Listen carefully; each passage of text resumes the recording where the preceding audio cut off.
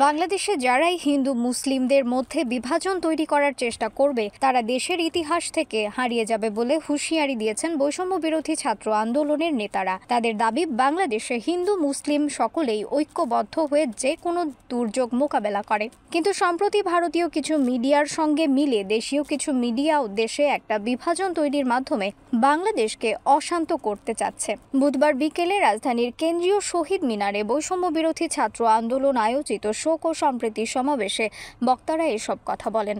এ সময় সংগঠনটির কেন্দ্রীয় কার্যকরী সদস্য সিনথিয়া জাহান আয়েশা বলেন, হাসিনার পতনের পর আমরা দেখছি ভারতীয় মিডিয়া বাংলাদেশ নিয়ে নজিরবিহীন অপতথ্য প্রচারে লিপ্ত হয়েছে। এর সঙ্গে দেশীয় কিছু মিডিয়াও যুক্ত হয়েছে। তারা বলছে চট্টগ্রামের অ্যাডভোকেট সাইফুল নাকি দুপক্ষের সংঘর্ষে মারা গেছে। তাদের কেউ আবার সাইফুলকে চিন্ময় কৃষ্ণ দাসের আইনজীবী পরিচয় দিয়ে মুসলমানরা তাকে মেরেছে এমন প্রচারণা চালাচ্ছেন। আমরা এর তীব্র নিন্দা জানাই। তিনি বলেন, ২৪-এর গণ অভ্যুত্থানে আমরা হিন্দু মুসলিম একত্রে লড়েছি। হিন্দু মুসলিম নিয়ে কোনো ধরনের খেলা খেলবেন না। যারাই খেলতে আসবেন তারা দেশের ইতিহাস থেকে হারিয়ে যাবেন। দেশের জনগণ আপনাদের শক্ত হাতে দমন করবে। নিউজ ডেস্ক, ২১ সংবাদ।